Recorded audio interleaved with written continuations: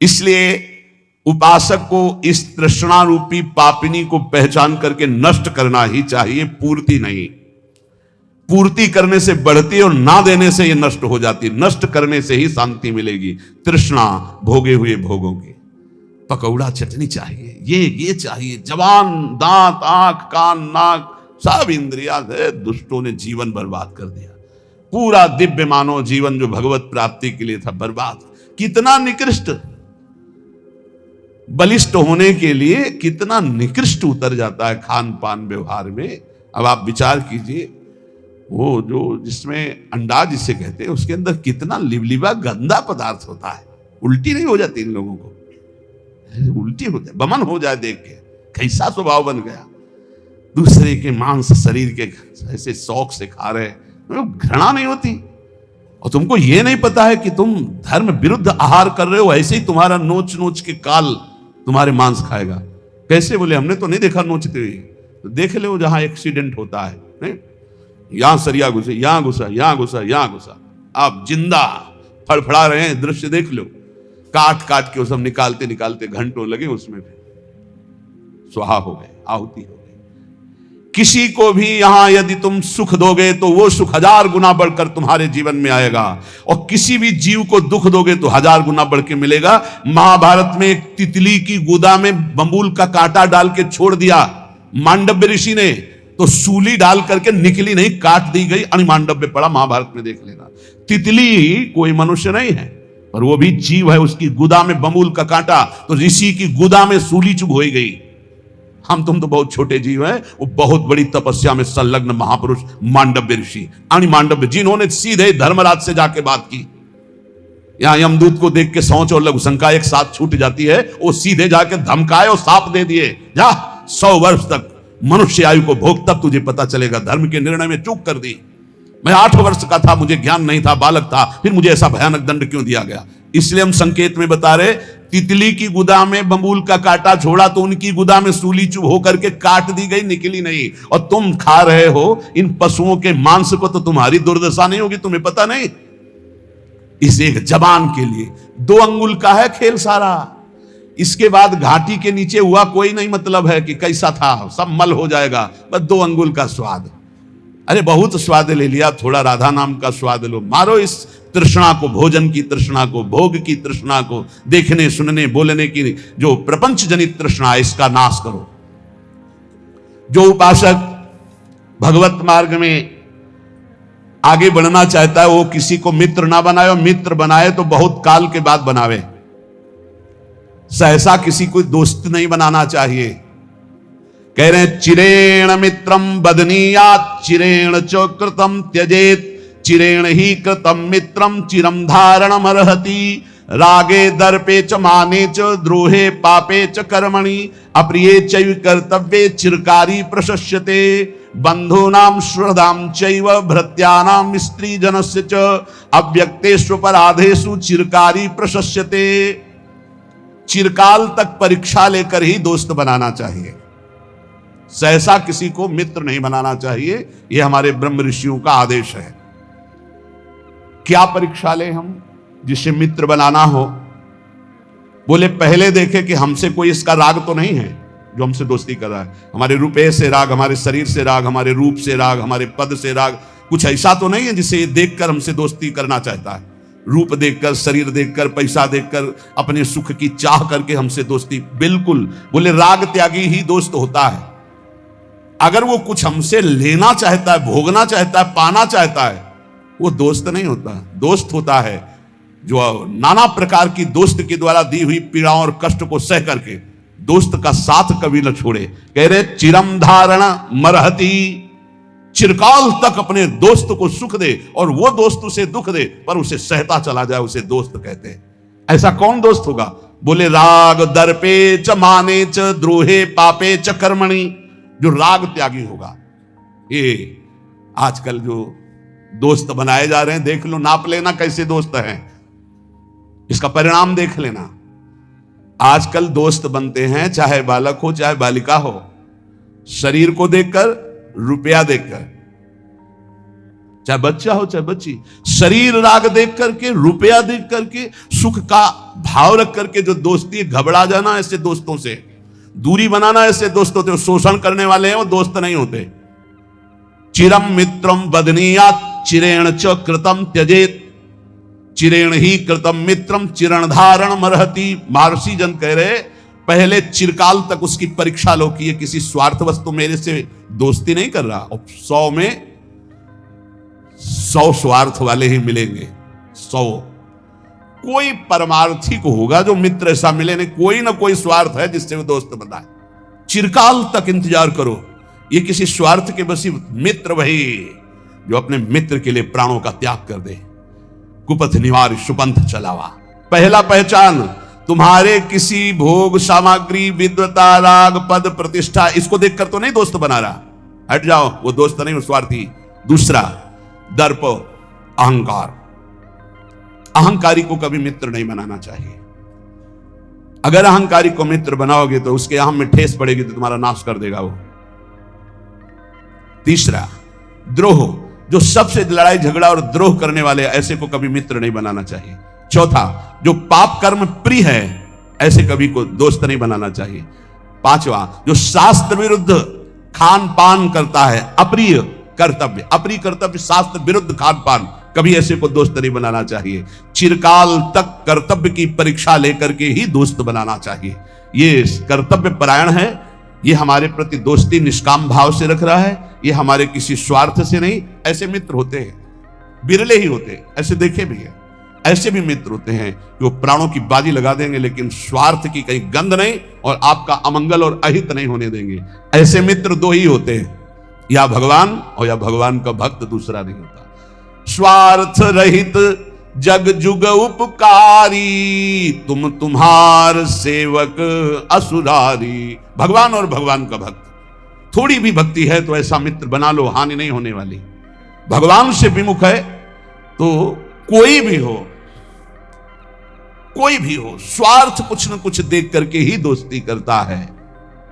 सुर नर मुनि सबकी यह रीति, स्वार्थ लागी करें सब प्रीति। जहां कहीं स्वार्थ होगा, चाहे कोई भी हो, वो तभी जुड़ेगा। अगर स्वार्थ रहित प्यार है तो भगवान और भगवान के निर्मल प्रेमी महाभागवतों में। तो यहां सावधान करते हैं, अब ऐसा यदि मित्र बन गया है तो किसी छोटी मोटी बात में उसका त्याग मत कर देना। चिरकाल तक परीक्षण करो, चिरकाल तक उसकी मित्रता को धारण करो। ऐसे छोटी मोटी कोई बात कर दे, कोई शिकायत कर दे या कोई मन मोटा हो जाए, ऐसे स्वार्थ रहित मित्र का सहसा त्याग नहीं करना चाहिए।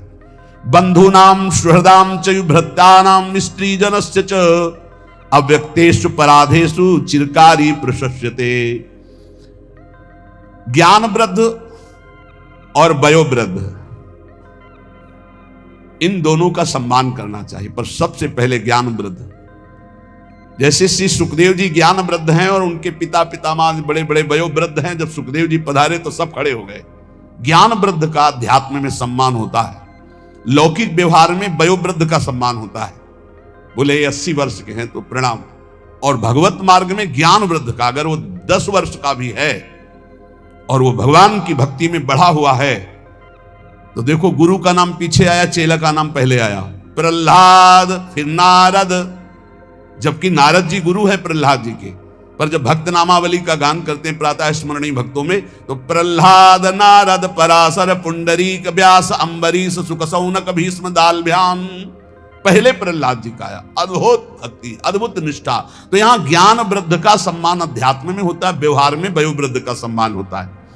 दीर्घ काल तक ज्ञान वृद्ध पुरुषों का जो संग किए हुए है, उसको चाहिए कि धर्म का सेवन करने के लिए, धर्मयुक्त स्वभाव बनाने के लिए अपने आप को बंधूनाम सुहृदाम चयुभृत्यानाम स्त्री जनस्य च, अपने बंधु भाई परिवार, सुहृद भृत्य स्त्री वर्ग, अगर इनसे कोई अपराध बन जाए तो इनसे कभी द्रोह ना करे। इसके लिए ज्ञान वृद्ध संतों से शिक्षा प्राप्त करके अपने परिवार को प्रीति के द्वारा बांधे। आज का समय ऐसा आ गया, छोटी सी छोटी वस्तु के लिए भाई भाई की हत्या कर देता है। छोटी सी बात के लिए पत्नी पति में मन मुटाव और तलाक और दुनिया का प्रपंच का क्या सीखा, क्या मानव जीवन की दिव्यता प्राप्त की।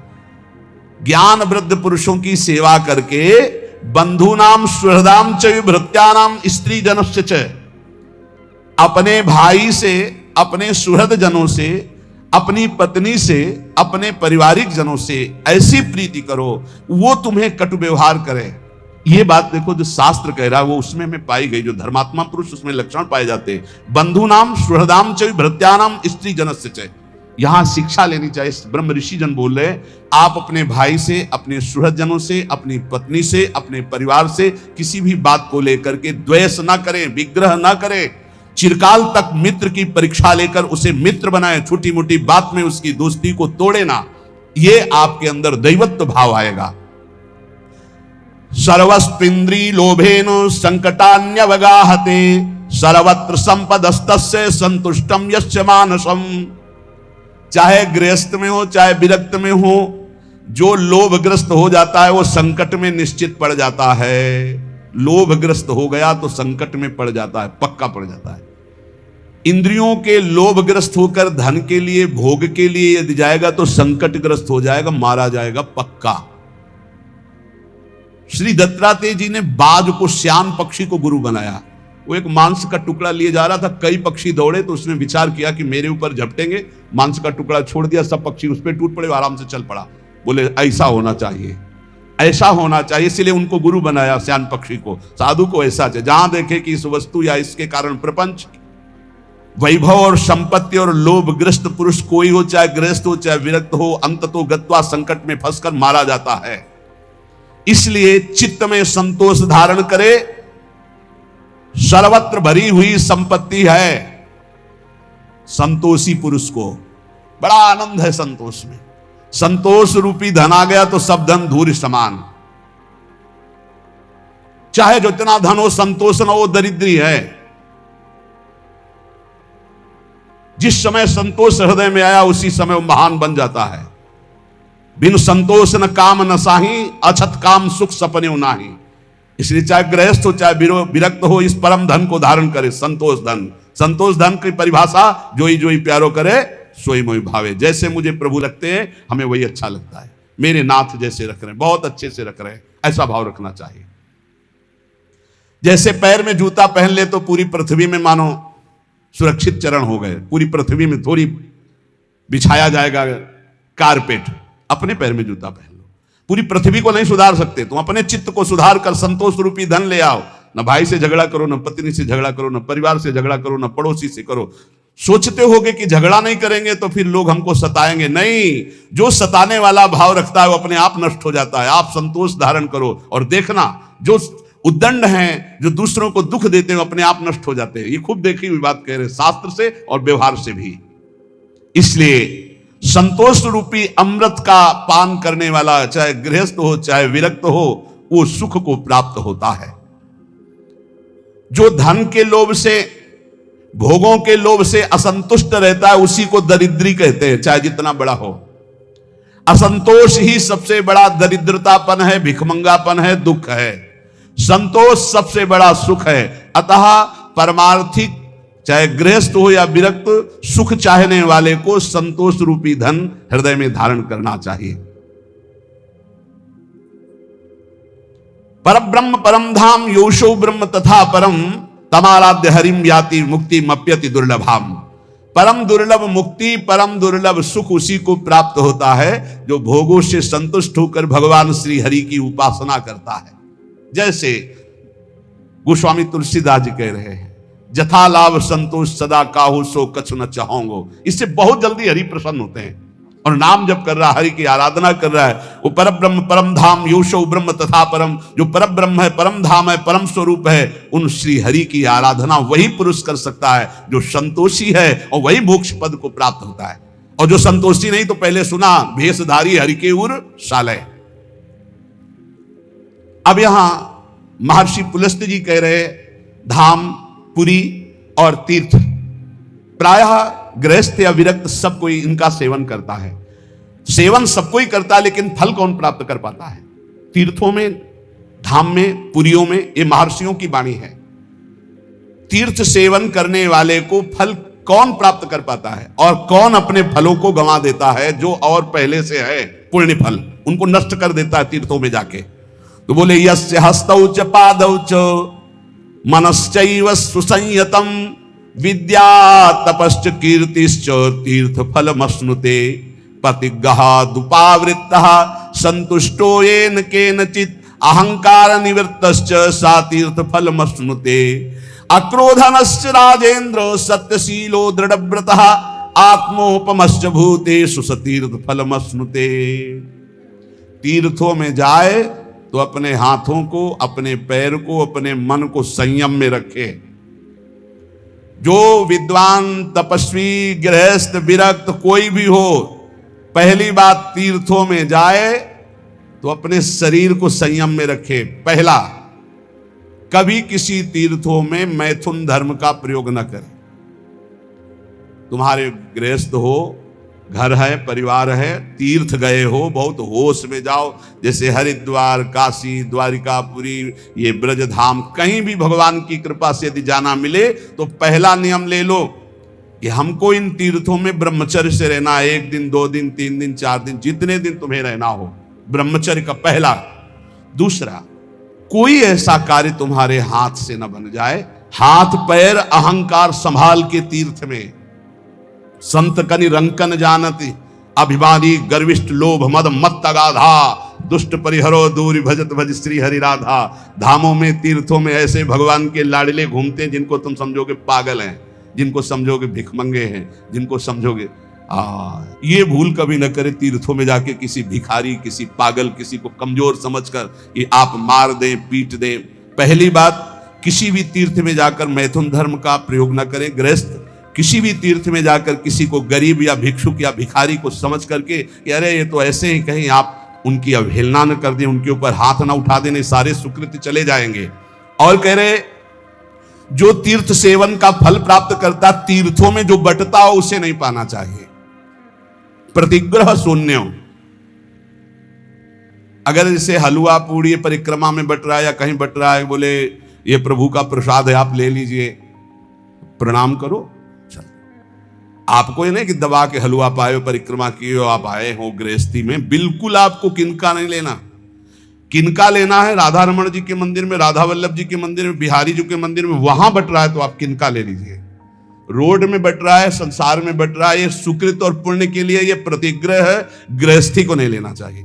विरक्त को भिक्षान्न की अगर उसका बहुत मौज आई है तो एक ही से ले लो, फिर वो उस दिन दूसरे से कुछ मत लो, वही पाकर अपना गुजारा करो। मान लो हलवा बट रहा है तो 1 दोना ले लिया और 1 दोना से गुजारा करो तो तुम्हारा भजन बच जाएगा। विरक्त को, गृहस्थ को तो बिल्कुल नहीं लेना चाहिए। ये शास्त्र सम्मत बात पहले भी बताई थी, अब भी कह रहे कि प्रतिग्रहादुपावृतः संतुष्टो येन केनचित्। जो तुम्हारा धर्म पूर्वक चना चबेना है उससे गुजारा करो, तीर्थयाटन करो, परिक्रमा करो, भजन करो, उपवास करो, जैसे बने अपने धन का प्रयोग करो। दूसरों का कहीं दान प्रतिग्रह आश्रमों में खाना ये नहीं। अगर आश्रम में प्रसाद पाया, आपको लगता है मैं अगर ये प्रसाद पाता तो 100 रुपया लगते, तो वहां 110 रुपया वापस दो, क्योंकि बनाया भी है उन्होंने और पवाया भी है, तो इसलिए उनको 10 रुपया और ज्यादा दो। गृहस्थी में कभी किसी का प्रतिज्ञा तीर्थों में ना ले तो उसको तीर्थ का फल प्राप्त होता है। और कहीं किसी तीर्थ में जाकर किसी तरह के अहंकार का प्रयोग न करे, अहंकार प्रदर्शन न करे, बल का, धन का, ऐसे अहंकृत न करे। अगर तीर्थों का फल प्राप्त करना है तो अक्रोधनश्च राजेन्द्र सत्यशीलो दृढ़व्रतः आत्मोपमश्च भूतेषु सा तीर्थ फलमश्नुते। तीर्थ में जाए, तुम्हें गुस्सा दिलाया जाए तो तुम क्रोध मत करना। तो कह रहे हैं कि अक्रोधनश्च राजेन्द्र सत्यशीलो दृढ़व्रतः आत्मोपमश्च भूतेषु सा तीर्थ फलमश्नुते।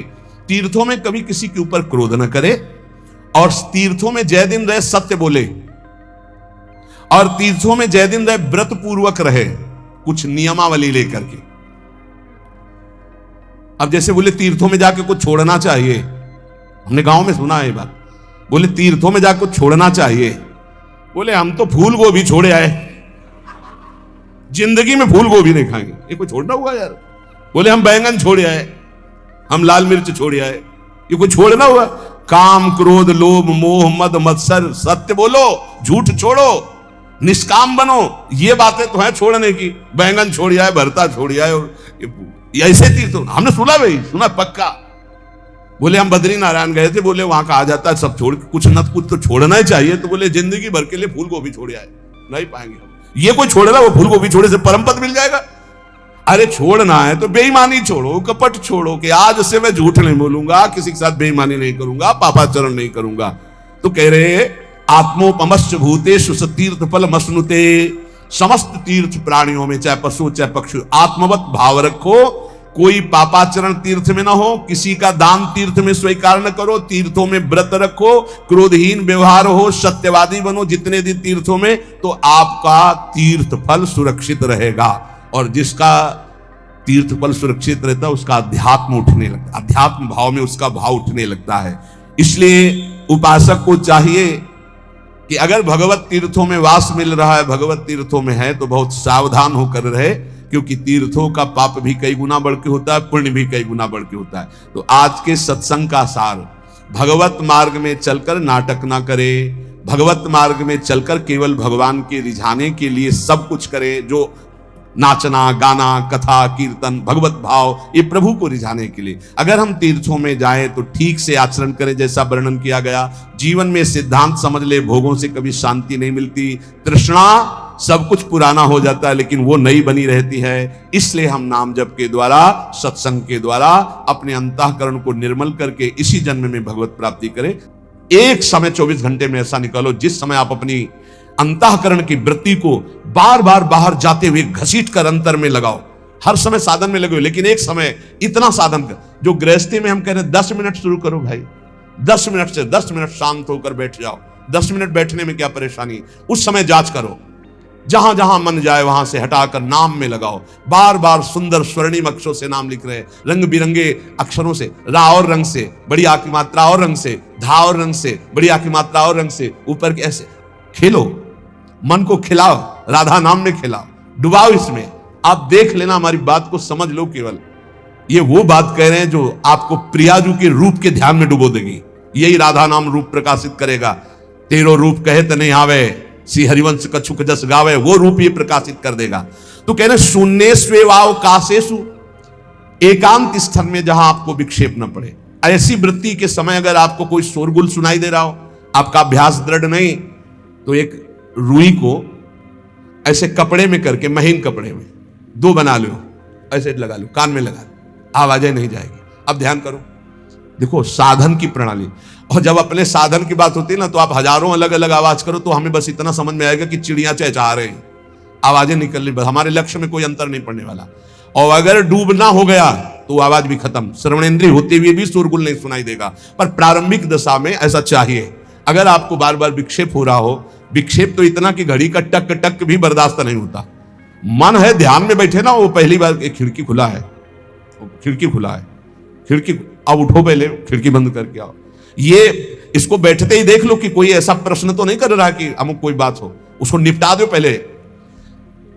हम सबसे पहला काम करते थे, अगर राधा वल्लभ जी के दर्शन करने जाने हो, हमें इत्र खरीदना, तो सबसे पहला काम हम इत्र खरीदेंगे।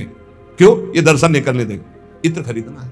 बार बार कहेगा इत्र हमें दर्शन में नहीं डूबने देगा, तो पहले हम वो काम सब कर लेते थे जो राधा वल्लभ जी के दर्शन के बाद कर रहे हैं। अब दर्शन में तो केवल दर्शन। ऐसे ही जब हम ये जो 20 मिनट 30 मिनट 40 मिनट समय की बात करें, इसमें जब आपको समय देना हो तो कृपया मन के लिए कोई काम मत छोड़ना, वो बिल्कुल फुर्सत वाला। इसलिए हम कह रहे हैं सोने जाने के समय कि अब हम शयन करने जा रहे हैं, उस समय आप समय दीजिए। और अगर ये पहले ही बार में कह दे कि अमुक अमुक अमुक, तो तुरंत सुधार दीजिए, नहीं पूरे ध्यान में वही चलाएगा। वो बहुत बहुत ही विघ्नकारी रहता है जब तक निर्मल नहीं हो जाता। और जिस समय नाम पकड़ने लगता है, ऐसा आनंद आता है कि केवल रोने का मन करता है। आप इसको करिएगा जरूर, एकांत स्थल पे करिएगा। और जब ये करने बिन करे तो कान में श्रवण होता रहता है शोरगुल। तो ये हमने किया है प्रारंभ में, रुई में ऐसे, और एक महीन कपड़ा का बना के ऊपर कपड़ा से इसे और ऐसे खूब ठास के भर ले, अब आवाज ले जाएगी, अब अंदर राधा राधा राधा, आनंद आएगा। ये प्रारंभिक है, ये आगे चल के इनकी जरूरत नहीं पड़ती अंतर्मुख होने पर। तो एकांत स्थल में जब इस तरह से साधना की जाती है तो उपासक का चित्त भगवदाकार होने लगता है। कह रहे वही सच्चा सन्यासी है। वाग्दंड कर्मदंडश्च मनोदंडश्च ते त्रयः यस्यैते नियता दंडा सत्यदंडी महायति। श्री दत्तात्रेय जी महाराज कह रहे हैं वाग्दंड, जिसने वाणी को वाग्दंड, मौन में स्थित कर दिया। वाग्दंड यही प्रपंच की वार्ता नहीं बोलनी, भगवद वार्ता केवल बोलनी। वाणी को दंडित करो। ये बहुत चटर चटर प्रपंच की बातें करती, नाम जपने में इसको थकान लगती है, प्रपंच की बातें करने में नहीं। इसलिए इसको मौन के द्वारा वाणी को शासन में रखो, या तो भगवत चर्चा या मौन। दूसरा कर्मदंड, जो सन्यासी होता है वो निष्कर्म अवस्था की तरफ बढ़ता है। प्रापंचिक कर्मों को करते हुए भगवान नाम स्मरण करके यदि कर्म समर्पण कर दिया जाए तो वही गति प्राप्त होती है। ये तो सर्वाणि कर्माणि मयि सन्न्यस्य मत्पराः प्रापंचिक कर्म है, व्यापार, नौकरी आदि नाना प्रकार के। लेकिन इन कर्मों को भगवत स्मरण करते हुए किया जाए, भगवत समर्पित कर दिया तो वही गति प्राप्त होती है जो निष्कर्म अवस्था को प्राप्त सन्यासी की होती है। 3 दंड होते हैं, वाग्दंड और एक होता है कर्मदंड, शरीर को निश्चेष्ट रखना, निष्क्रिय रखना, और मनोदंड, मन को निसंकल्पित रखना, कोई संकल्प न बनना। इससे संन्यास भाव को प्राप्त महापुरुष की अवधूत स्थिति तक पहुंचने का यह रास्ता है। वाग्दंड, कर्मदंड, मनोदंड। वाणी को मौन के द्वारा, शरीर को निश्चेष्टता के द्वारा निष्कर्म स्थिति के लिए, और मन को निसंकल्पता के द्वारा, कोई संकल्प ना बनावे, ऐसा का ऐसा, ऐसा नहीं, जैसा प्रभु जब चाहे जैसा, हमारा कोई संकल्प विकल्प नहीं। वाणी से भगवत चर्चा, शरीर से भागवतिक कर्म, नहीं तो संसारिक विरत बहुकर्मा, निरत निरंतर सज्जन धर्मा। अब एक परम धर्म की बात का वर्णन कर रहे हैं। गृहस्थ धर्म में जैसे है, या जिनके पास बहुत अर्थव्यवस्था है, उनको चाहिए कि गौ सेवा से बहुत जल्दी शरीर पवित्र होता है, हृदय भी पवित्र होता है, और गोविंद भी प्रसन्न होते हैं। यदि गावः प्रदक्षिणीर कार्या वंदनीया ही नित्यशः मंगलायतनम दिव्याः श्रेष्ठास्पेता स्वयंभुवा। यदि गाय घर में पाली जाए या गौशाला खोली जाए और गौओं की सेवा की जाए, जिनके पास अर्थ है, भाव है, भगवान स्वयं श्री कृष्णचंद्र जी ने गौ सेवा स्वीकार की, गौवें चराई। गौओं की परिक्रमा करने से, जैसे आप प्रभु के बिहारी जी के मंदिर की 4 परिक्रमा करें तो जो फल आपको मिलेगा, वही गाय की 4 परिक्रमा कर लें तो आपको प्राप्त हो जाएगा। गौ की प्रदक्षिणा से, गावः प्रदक्षिणी कार्या वंदनीया ही नित्यशः, जो रोज गाय को प्रणाम करता है और गाय की प्रदक्षिणा करता है तो भगवत प्रदक्षिणा का उसे फल प्राप्त होता है। जहां गौएं विराजमान होती हैं वो बड़ा पवित्र दिव्य तीर्थ स्थल माना जाता है। गौएं जहां विराजमान रहती, गौशाला में भजन करे तो कई गुना बढ़कर के प्राप्त होता है। स्वयं ब्रह्मा जी ने गौओं को दिव्य गुणों से विभूषित बनाया है। अप्यागाराणि विप्राणाम देवतायतनानि च यद गोमयेन शुद्ध्यंतिम किम ब्रूमो हृदिकम ततः। गाय के गोबर से जहां लेपा जाता है, वहां जिस देवता का आवाहन करोगे वही देवता आकर विराजमान हो जाएगा। अपवित्र भूमि में भी यदि गाय के गोबर का लेप कर दिया जाए तो परम पवित्र मानी जाती है। गाय बहुत पवित्र, जहां वो बैठती है, जहां वो मूत्र त्याग करती, गोबर त्याग करती, वो स्थान तीर्थ तुल्य पवित्र माना जाता है। भगवान जब गाय के पीछे पीछे चलते तो गोरज उड़कर उनके मस्तक पर विराजमान होती, उनके मुखार बिंदु पर विराजमान होती। बाल गोविंद के अनिष्टों को दूर करने के लिए गाय के पूंछ को उनके ऊपर से झाड़ा देती थी मैया। जब गुरुमंत्र वैदिक सिद्धांत से दिया गया था पहली बार, तो पंचगव्य पिलाया गया था। गोमूत्रम गोमयम क्षीरम दधि सर्पिस तथैव च गवाम पंच पवित्राणि पुनंत सकलम जगत। कितना भी बड़ा पापी हो, अगर पंचगव्य पिलाया जाए तो वो वैदिक मंत्रों को स्वीकार करने लायक हो जाता है, पवित्र हो जाता है। पंचगव्य में 5 चीजें गाय की होती है। गाय का मूत्र, गाय का गोबर, गाय का दूध, गाय का दही और गाय का घी, ये 5 मिलाकर पंचगव्य पिलाया गया था। पहली बार जब वैदिक मंत्र दिया गया था तो पंचगव्य बनवाया था गुरुदेव भगवान ने सन्यास, और वो पिलाया था। ये पंचगव्य पिलाने से अपवित्रता का नाश होकर पवित्रता का संचार होता है। इसलिए धन्य है उनका जीवन जो गौ सेवा परायण है, भगवत भाव से। गाय में साक्षात भगवान का भाव रखकर गौ सेवा करते हैं। त्रिषिता गौर गृहे बद्धा गेहे कन्या रजस्वला देव शास्त्र सन्निर्माल्य हंति पुण्यम पुराकृतम। यदि घर में गाय बंधी है और भूखी है और प्यासी है तो तुम्हारे सारे पुण्य नष्ट हो जाएंगे। अगर घर में रजस्वला कन्या बहुत काल तक है और उसका विवाह आप नहीं कर रहे हैं तो आपके सारे सुकृत नष्ट हो जाएंगे। यदि घर में ठाकुर जी विराजमान हो, कर का पहनाया हुआ माला सुबह तुमने देख लिया तो तुम्हारे सारे पुण्य नष्ट हो जाएंगे, क्योंकि शयन कराते समय तुमने उतारा नहीं, अर्थात तुम सेवा में प्रमाद करते हो। तो देवतास्त्र सन्निर्माल्य हंति पुण्यम पुराकृतम, जैसे सुबह श्रृंगार किया तो रात्रि के शयन के समय वो हटा लेने चाहिए माले। जब हम शयन कराते हैं तो भले पुष्प शैया पे शयन कराए पर माला नहीं धारण कराए। श्रृंगार का माला अगर दूसरे दिन दर्शन किए क्यों पहने ठाकुर जी, तो तुम्हारे सुकृत नष्ट हो जाएंगे। गाय बंदी हो घर में, वो प्यासी है और भूखी है, तुम्हारे सुकृत नष्ट हो जाएंगे। त्रिषिता गौर गृह बद्धा, क्योंकि तुम्हारे पास है, सेवा करना चाहिए। यो वै गाम प्रतिसिद्धेन चरंतिम च स्वत्रणम नरहा तस्य पूर्वे च पितरा कंपन्ते पतनोन्मुखा। यदि गाय हरी हरी घास चर रही कहीं और तुमने डंडा ऊपर प्रहार किया, लाठी मारी, तो तुम्हारे पितर खोपड़ी के बल नरक जाने के लिए तैयार हो गए। ये लिखा है चरंतिम स्वम तृणम नरहा तो तस्य पूर्वे च पितरा कंपन्ते पतनोन्मुखा। इसीलिए क्या भारत से कहीं किसी की तुलना हो सकती है, जहां गौ को माता की पदवी दी गई, जहां गौ को हम आराध्य देव के रूप में मानते हैं, आराधना करते हैं।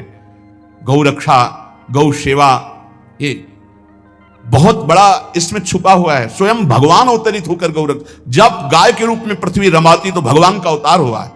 बड़ा विचित्र समय आता चला जा रहा है कि अब आधुनिक यंत्रों की ऐसी सेवाएं हो गई बड़ी बड़ी कि अब ना बैल की जरूरत है, और ऐसे दूध की महंगाई बन गई कि अब देसी गाय 2 लीटर 3 लीटर 4 लीटर, और ऐसी ऐसी कि 20-20 25-25 लीटर दे तो कौन देसी गाय को। तो गौओं का सेवा का भावना शास्त्र आज्ञा करता है कि जो प्रतिदिन अग्रग्रासे परोभावा कर्तव्यो भक्ति तोन्वहम अकृत्वा स्वयं आहारम कुर्वम नापनोति दुर्गतिम।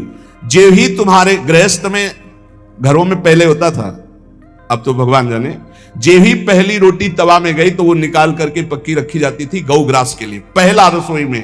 तो इसमें लिखा प्रतिदिन स्वभोजनम, पहले स्वयं भोजन न करके गाय के लिए ग्रास निकालना चाहिए। तो जिनके पास अर्थव्यवस्था जो गृहस्थ धर्म में है या जिनके पास अर्थ है, कुछ रोज 1 रुपया निकालो। हम कह रहे रोज निकालो तो महीने में 30 रुपया होते हैं। 30 रुपया में एक गाय को हरी घास तो एक टाइम पवा ही सकते हो ना, बहुत नहीं है तो 1-1 रुपया निकाल के अगर एक गाय को चारा दोगे तो एक बार का भोजन तो हो ही सकता है। 30 रुपया में हरी घास जाकर के उसके दवा एक बार तो पवा दोगे ना। अग्रग्रासे परोभावा कर्तव्य भक्ति तोन्वहम, भक्ति पूर्वक गाय को 1 ग्रास भोजन में 1 रोटी तो निकालना चाहिए गाय के लिए, ऐसा शास्त्र आज्ञा कहता है। जो ऐसा करता है तो अकृत्वा स्वयमाहारम कुर्वन् नाप्नोति दुर्गतिम, अपने आहार से 1 रोटी निकालकर गाय को देता है और स्वयं 3 रोटी भले पाले 1 रोटी गाय को दे दी तो बोले उसकी दुर्गति नहीं होगी, अर्थात उसके अंदर भाव बढ़ता चला जाएगा वो भगवान की भक्ति में। और तेनाग्नयो हुता सम्यक पितरश्चापि तर्पिताः देवास पूजितास तेने यो ददाति गवान्हिकम। जो प्रतिदिन गौग्रास निकालता है, अर्पित करता है, तो उसको अग्निहोत्र करने का फल मिलता है, उसके पितरों को तृप्ति मिलती है और समस्त देवताओं के पूजन का फल मिल जाता है जो गौग्रास निकालता है। यो वै ताड्यते यस्याधेनुम मर्त्यो विमूढ़धि, जो मूर्ख मनुष्य, जैसे अब गाय दूध नहीं दे रही, मार डंडे डंडे मार रहे हैं, इंजेक्शन लगा रहे हैं, ऐसे वैसे कर रहे हैं, उसको ताड़ना दे रहे हैं, तो बोले जो मूढ़ बुद्धि मूर्ख मनुष्य, यो वै ताड्यते यस्याधेनुम मर्त्यो विमूढ़धि, वो गाय को लाठी से मारता है, डंडे से मारता है, हाथों से मारता है, तो धर्मराजस्य नगरे सा याति करवर्जिता।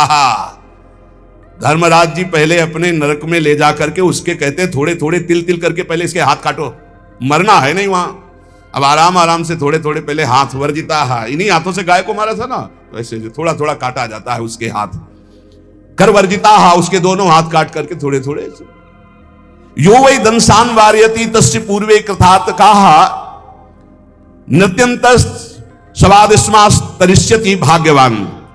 जो गौ के शरीर को स्नान कराता है, गौ के शरीर को कीट आदि से मच्छर आदि से रक्षा करता है और खूब अच्छा अच्छा पदार्थ गौ, केवल दूध के लोभ से नहीं, ये हम गौ सेवा की बात कर रहे हैं, ये कि नहीं वहां 10 लीटर दूध देती तो हाथ फेरो, जब दूध नहीं देती है तो चारा भी ठीक से नहीं दे रहे और उसके ये स्वार्थी हो, गौ सेवा का बात नहीं। वो दूध का लोभी केवल व्यापार की बात करता है। गौ सेवा का तात्पर्य है गौ सेवा केवल।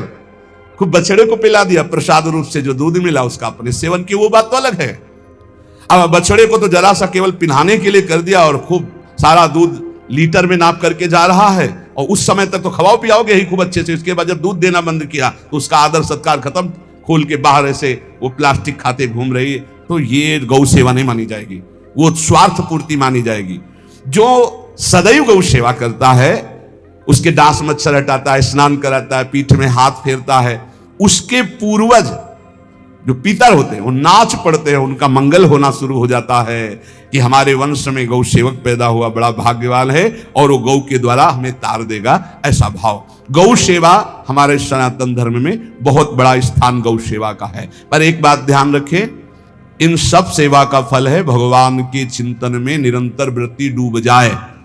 हमारी एक एक वृत्ति, एक एक क्षण भगवान के चिंतन में डूब जाए। अगर नहीं तो हम आपको उत्तर दे रहे हैं। कल प्रश्न हुआ था कि क्या गौ सेवा के बिना मुक्ति मिल सकती है? क्या महाराज नृग जैसा कोई गौ सेवक हुआ है दानी? भागवत में पढ़ लेना। करोड़ करोड़ गायों को, करोड़ों गौशालाएं थी, एक दो नहीं। इसलिए कह रहे हैं करोड़ों शब्द कि आप उसको कहो ज्यादा ना समझें। पृथ्वी के कोई भूमि के कण गिन सकता है, बारिश की बूंदे गिन सकता है, लेकिन महाराज नृग की गौएं जितनी दान की गई वो गिनी नहीं जा सकती थी, ऐसा वर्णन आता है। अरबों अर्बुद गौओं की सब स्वर्ण से अभिषिक्त करके ब्राह्मणों को दान करना। इतने बड़े गौ सेवक, इतने बड़े दान करने वाले, एक चूक हो गई, ना दान लेने वाले तपस्वी ब्राह्मण की गाय किसी अन्य ब्राह्मण को दान कर दी, और वो ब्राह्मण ने जब गाय देखी बोली मेरी गाय चुरा ली। बोले महाराज नृग ने दी। महाराज नृग से कहा मेरी गाय है, तो उनका गौशाला में आ गई होगी, आपको 10,000 गौएं देते हैं, आप अपनी गाय। बोले मैं प्रतिग्रह नहीं लेता।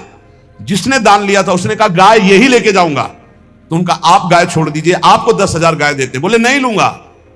बस अनजाने के अपराध ने गिरगिट बना दिया था, कुएं का गिरगिट। पर भगवान बड़े कृपालु हैं, गौ सेवक थे, इसलिए गोविंद द्वारिकाधीश जी ने उनका उद्धार किया।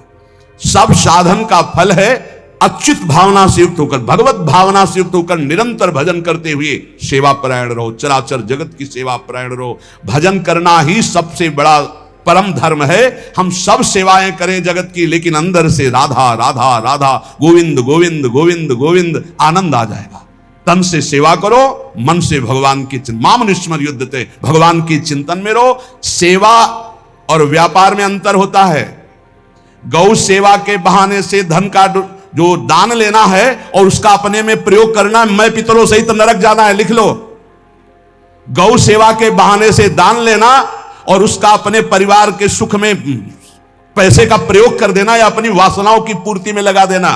आया गौ सेवा के लिए और आप प्रयोग कर रहे हैं गाड़ी घोड़ा नाना प्रकार के सांसारिक भोगों में, तो लिख लो पितर सहित तुम्हारे नरक जाएंगे, क्योंकि गौ सेवा के लिए आया है।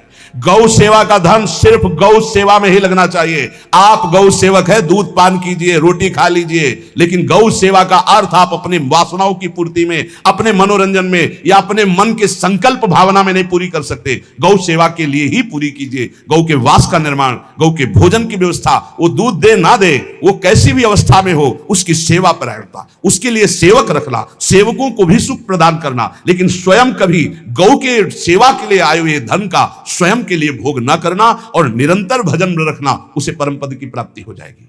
इसलिए हमारे सनातन धर्म में गौ सेवा का विशेष महत्व है और इस महत्व को सबको स्वीकार करना चाहिए। यदि आप गौ पालन स्वयं नहीं कर सकते तो 4 लोग मिलकर के, क्योंकि आज जो गायों की व्यवस्था वो बड़ी दयनीय हो रही है। दयनीय इसलिए हो रही कि दूध की अधिकता के चाह रखने वाले भैंस रखते हैं या विदेशी गाय रखते हैं। अपनी भारतीय जो देसी गाय है वो उतना अधिक नहीं देती कि 40 लीटर 30 लीटर 25 लीटर, बहुत अधिक देगी तो 5 और 8 लीटर। देसी शुद्ध गाय अपनी जो है वो 8-10 लीटर, बहुत जब व्यवस्था हो। नहीं तो अपने गांव में तो देखा है तो 2.5-3 लीटर से ज्यादा नहीं दे, 1.5 लीटर इधर 1.5 लीटर उधर, या बहुत हुआ तो 2 लीटर 2 लीटर, पर वो स्वर्णिम दूध होता है। जो दूध की चाह रखने वाले जन थे अब वो गायों को नहीं रखते, देसी गायों को कोई बिरला ही रखता है। अब पहले बैलों की जरूरत होती थी, गाय बछड़ा दिया तो आनंद होता था कि किसानी के काम में। अब तो ट्रैक्टर है तो बैलों की जरूरत नहीं। अधिक दूध के लिए अरे अब तो पशुओं की जरूरत नहीं, केमिकल से दूध बन रहे हैं, टैंकर के टैंकर। तो फिर हमारी जो गायें हैं उनकी बड़ी दुर्दशा हो रही। तो हमें चाहिए कि जो गृहस्थ जन हैं, धनी मानी जन हैं, या जिनके पास शरीर व्यवस्था, बौद्धिक स्तर, सेवा परायण, अर्थव्यवस्था, वो थोड़ा 4 गाय की व्यवस्था करके उनकी सेवा करें, क्योंकि हमारे सनातन धर्म का स्वरूप है। जहां मां पदवी दी गई है गांव को, गौ माता कहा गया है, गौ में समस्त देवता विराजमान है, गौ का बहुत बड़ा महत्व वर्णन किया गया धर्म शास्त्रों में। यहां तक कि जब कोई ऋषि नाराज होता था तो आगे गाय करके जाया जाता था, तो क्षमा हो जाती थी, गाय को देखते ही वो क्षमा कर देते थे। बहुत महिमा वर्णन की गई है गौ की। इसलिए जिसको भी अगर नहीं अर्थव्यवस्था है तो एक रोटी तो निकाल सकते हो ना।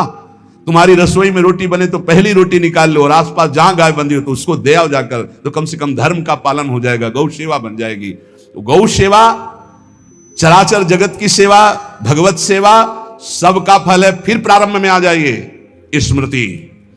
योगी हो तो चित्त की वृत्ति का निरोध करके परमात्माकार, ज्ञानी है तो चित्त वृत्ति का लय करके स्वरूप स्थित, भक्त है तो एक एक वृत्ति सावई मन कृष्ण पदार विंदयो, भगवान के चरण में, भगवान के नाम में, भगवान के रूप में, भगवान की लीलाओं में। स्मृति अगर नहीं तो सब साधन अधूरा, और स्मृति तो हर साधन पूरा। इसलिए एक बार कमर कस लो, चाहे जगत की सेवा करो, चाहे जिस कार्य में लगे हो, तुम्हारी स्मृति प्रभु में लगी हो। स्मृति के बिना हम जीवन का कोई महत्व नहीं समझते। स्मृति विहीन जीवन सब व्यर्थ। इसीलिए उन परमहंसों के चरणों में स्वयं भगवान चरण रज लेने के लिए पीछे डोलते हैं, जो निरपेक्षम मुनिम शांतम निर्वैरम समदर्शनम अनुब्रजाम्यहम नित्यम पुयत्यं गुरेण भी। ना कोई प्रतिज्ञा, ना कोई चाह, ना कोई इच्छा, निरंतर भगवदाकार वृत्ति, निरपेक्षम, मननशील, द्वंद्व विमुक्ता, जो शांत हैं, जो किसी से वैर नहीं रखते, भगवदाकार वृत्ति, उसी मार्ग के आप पथिक है। सर्वतो भावेन, अपने मन को समेट लो धर्म और कर्म दोनों से, और साब त्यज लोक धर्मान, और परम धर्म का सेवन करते हुए समस्त चराचर जगत को भगवत स्वरूप निरखते हुए इसी जन्म में परम पद को प्राप्त हो जाओ। सत्संग का सार हमारा शरीर है, इससे सेवाएं बने, हमारा मन है, इससे चिंतन बने, हमारी वाणी है, इससे लीला गुण का गायन करें, और हम स्वयं परमात्मा अंश हैं, परमात्मा स्वरूप है, ऐसी ठसक बनी रहे, जीवन मुक्त ही हो। स्वार्थ को लेकर किया गया धर्म रंग नहीं लाता। निष्काम किया हुआ छोटा सा भी धर्म परमार्थ की ऊंचाई पर चढ़ा देगा। ध्यान रखना, परमार्थ की ऊंचाई पर चढ़ा देगा। इसलिए निष्कामता सब सोहित, निष्कामति। श्री वृंदावन विश्राम, श्री राधा वल्लभ लाल को हृदय ध्यान मुख नाम। हे वत्स, इन 10 अपराधों से बच गए तो नाम तुम्हें भगवत प्राप्ति करा देगा। अगर ये 10 अपराध हैं तो ये दारुण अपराध नाम का प्रकाश नहीं होने देते। पहला, नामदाता गुरु का अपराध, उनकी अवज्ञा, उनका अनादर, गुरूर अवज्ञा पहला अपराध है। जो नामदाता गुरु की अवज्ञा करता है, चाहे जितना सर के बल खड़े होकर के साधन कर लो, वो मंत्र और नाम सिद्ध ही नहीं हो सकता, क्योंकि मंत्रदाता का अपराध करने वाले के हृदय में कहीं मंत्र प्रकाशित होता है। एक प्रसंग आता है ब्रज के भक्तों में, गुरु मंत्र लिया और गुरु सेवा में कुछ दिन रत रहे, तो कुछ ऐसा उनके अंदर भाव है कि एकांत में भजन करें। सब क्या है, सेवा वे सब भजन में।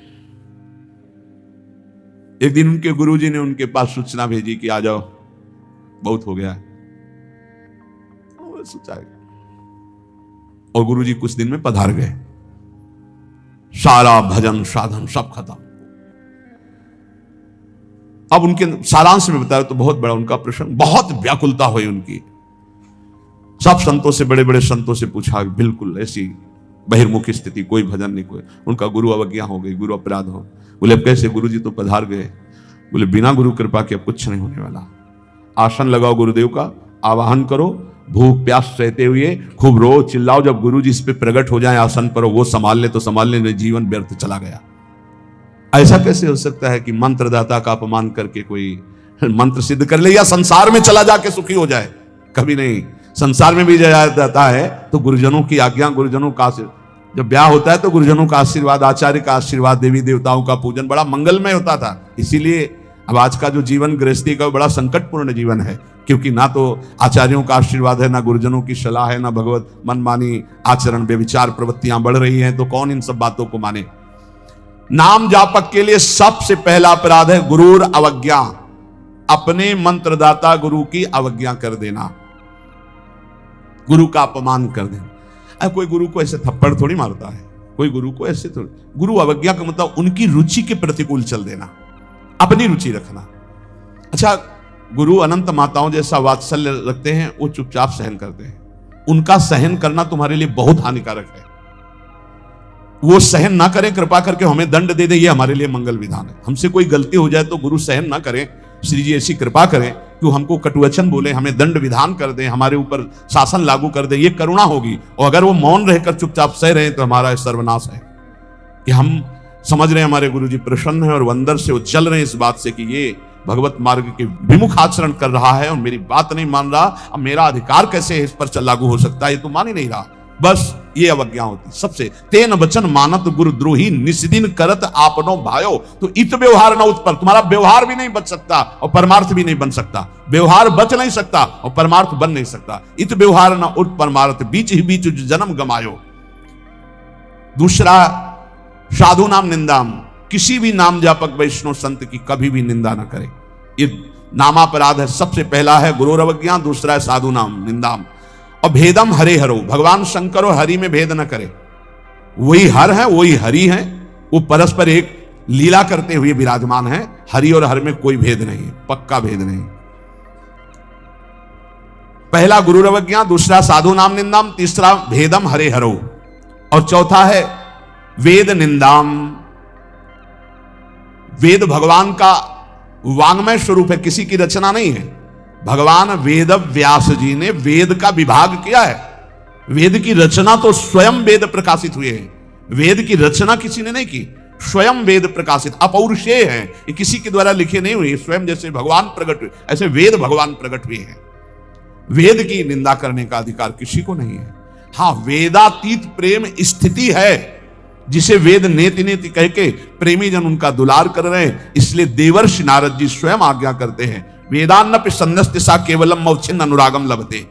जो वेदातीत स्थिति प्रेम को प्राप्त करना चाहते हैं, वेद का सम्यक रूप से पूर्णता पूर्वक त्याग करते, तिरस्कार पूर्वक नहीं। जैसे भगवान श्री कृष्णचंद्र जी स्वयं आज्ञा करते हैं, त्रिगुण्य विषया वेदा निस्त्रिगुण्य भवा अर्जुन। हे अर्जुन, जो विभाग विषय का तीनों गुणों के अंतर्गत वर्णन किया जाता है, उससे ऊपर उठो, त्रिगुणातीत अवस्था को, निस्त्रिगुण्य अवस्था को प्राप्त हो। वेद की निंदा करने का अधिकार किसी का नहीं। वेद अपौरुषेय भगवान का वांग्मय स्वरूप है। जो वेद की निंदा करते हैं वो कभी भी नाम जापक, सफल नाम जापक नहीं हो सकते। हरे नाम बलात् पाप शमीहनम, जिन्होंने महिमा सुनी कि भगवान के नाम जप से पाप नष्ट हो जाता है, नाम संकीर्तनम यस्य सर्व पाप प्रणाशनम। अब वो बलपूर्वक उत्साह पूर्वक पाप करते हैं और सोचते हैं नाम कीर्तन कर लेंगे तो पाप नष्ट हो जाएंगे, उनको नरक मिलेगा क्योंकि नामापराध कर रहे हो। भगवान नाम के बल पर पाप करना, वो नाम कीर्तन कर लेंगे ना सब पाप नष्ट हो जाएंगे। फिर कह रहे अर्थवादम हरिर्नामनि, भगवान के नाम की महिमा को सुनकर के कि अरे ये तो सब फल स्तुति केवल वर्णन है, ऐसा नाम का फल नहीं है, ये नामापराध है। नाम के प्रति अर्थवाद की केवल फल स्तुति मात्र है, नाम की ऐसी महिमा नहीं है, ये नामापराध है। और पाखंडम, नाम संग्रह, नाम लेने में पाखंड फैलाना, नाम की आड़ में व्यभिचार करना, नाम की आड़ में रुपया कमाना, नाम की आड़ में मनमानी आचरण करना, ये पाखंड है। ये नाम में पाखंड फैलाना, ये सब पाखंड की अंतर्गत आता है। हम नाम कीर्तन कर रहे हैं, जिनका हमको उन पर विश्वास नहीं कि वो विश्वंभर है, वो अनंत ब्रह्मांडों का स्वामी मां लक्ष्मीपति है, हमको हाथ फैलाना पड़ेगा। तो हमको भरोसा क्या है अपने आराध्य देव पर? अरे जिसके एक निमिष मात्र से अनंत ब्रह्मांडों का सृजन हो जाता है, नाम बल से उसको अधीन कर लिया जाता है। सुमिर पवन सुत पावन नामो, अपने बस करी राखे रामो। डोनेशन चाहिए तो हरि से मांग डोनेशन। वो मां लक्ष्मीपति है, वो अनंत ब्रह्मांडों का स्वामी है। जिसको प्रेरित करेगा या वो स्वयं आके करेगा, और करे ना करे मंगबो भलो न बाप सो जो प्रभु राखे टेक। ये क्या मतलब रह गया? नाम जपने का मतलब क्या रह गया? अगर भिखमंगापन ना मिटा तो दूसरों से भगवान का एक संत गंगा किनारे कहते थे, कहावे मोर दासा करे नरन के आशा, तो कहो कहां रहा विश्वासा, कहां विश्वास हरि से रहा। तो नाम के बीच में ये पाखंड फैलाना, नाम का आश्रय लेकर के दुनिया का नाटक करना, ये नामापराध है। आगे अलसे नास्तिके चैव, नास्तिक पुरुष को उपदेश नहीं देना चाहिए नाम का। जो आलसी है, अब जैसे ऐसे भी आते, हमारा भजन में तो मन नहीं लगता है, हमसे ये तो सब होता नहीं है, भजन में मन नहीं लगेगा, भागवती कार्य तुमसे नहीं होंगे, भोगों में बढ़िया मन लग रहा है, प्रपंच करने में मन लग रहा है, तो फिर नरक में भी मन लगे या ना लगे वहां जाना पड़ेगा आपको, दंड तुम्हें भोगना पड़ेगा। भजन में मन नहीं लगता, घंटों प्रपंच और चतुरासी जी के पाठ करने में दम नहीं है, फिर पाठ भजन करने में जबान दर्द करेगी, 2 घंटा प्रपंच बोलने में जबान दर्द नहीं करेगी। पता नहीं कौन सी ऐसा जादू माया ने कर दिया है, लाख समझाओ समझ में नहीं आता। गुनगुनाना है तो प्रभु के गीत गुनगुनाओ, आपका जीवन पावन, आपसे जो मिल जाए उसका जीवन पावन।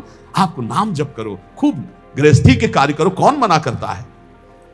आलसी और नास्तिक को भगवान नाम उपदेश करना, और अलसे नास्तिक के चाहिए हरि नामोपदेशनम, नाम विस्मरण। जब नाम की महिमा इतनी सुन ली, परम पूज्य श्री प्रथम गुरु नानक देव जी की कल वाणी में था कि जब तक जीऊं तब तक नाम, नाम छूटे तो मृत्यु। ये कल शाम के कई बार ये बात नानक साहब की, इसकी क्या बात, जब तक जीऊं तब तक नाम, नाम तब तक जीऊं, नाम छूटा मृत्यु। ऐसा नाम से प्रेम, भगवान नाम की महिमा सुनकर नाम न जपना, नाम को भूल जाना, और नामान्य अनादर मेवच, नाम का अनादर करना। जैसे चर्चा की कि अपनी दुकान खूब चले इसलिए नाम छाप दिया, रूप छाप दिया भागवतिक, या ऐसे आप कार्ड विवाह के छाप दिए जिनमें नाम है, रूप है, भगवत भाव, या आप अपनी गाड़ी पे नाम लिख दिए, पीछे लिखा है मोटरसाइकिल में श्री हरिवंश या राधा, और जूता सहित ऐसे टांग उठाकर उसमें बैठते हो। तुम्हारी दिमाग है, इसमें लिखा है देखो, नाम में अनादर में वच है, नामापराध कर रहे हो। जो तुम्हारे हृदय में चलना चाहिए वो तुम्हारे वहां ऐसे पानी डाला तुम्हारे जूते में बह के आ रहा है। वही नाम का जब हम अभिषेक करते हैं तो चरणामृत लेते हैं। नाम का अनादर करना है नामापराध। इसलिए बहुत सा यहां लिखे राधा राधा, राधे राधे कपड़े में, उसी बाथरूम में जहां लघु शंका करते हो उसी राधा नाम का कपड़ा धो रहे हो, जानते हो क्या कर रहे हो, नामापराध कर रहे हो, नाम का अनादर कर रहे हो। उसी राधा नाम का हम चरणामृत लेते हैं। इसलिए अगर कोई वस्त्र ऐसा है चद्दर राधा नाम का, वस्त्र राधा नाम का, तो यमुना जी में यहां आकर के, नहीं तो कभी मत धो, केवल पहन लो, टांग लो, दर्शन करो, उसको प्रयोग में लाओगे, धोगे उन बाथरूमों में संसार के जहां लघु शंका करते हो, जहां स्नान करते हो बहुत होश में। तो ये 10 नामापराध सनत कुमार जी कहते हैं, इनसे बच जाए तो नाम का फल मिलता। पहला है गुरु का अपमान करना, दूसरा है साधु महात्माओं की निंदा करना, तीसरा भगवान शिव और हरि में भेद करना, चौथा वेद की निंदा करना, पांचवा भगवान नाम के बल पर पाप करना, छठवां भगवान नाम की महिमा को अर्थवाद समझना, सातवां नाम लेने में पाखंड फैलाना, आठवां आलसी और नास्तिक को भगवान नाम उपदेश करना, नवां भगवान नाम की महिमा सुनकर भगवान नाम न जपना, और 10वां नाम का अनादर करना। इन 10 नामापराधों से बच जाए तो नाम जापक निश्चित भगवान की प्राप्ति, ज्ञान, वैराग्य, भक्ति जो चाहे मिल जाएगा। इसलिए सतत नामापराध से बचकर खूब भगवान नाम जप करें और इसी जीवन में भगवान की प्राप्ति करें।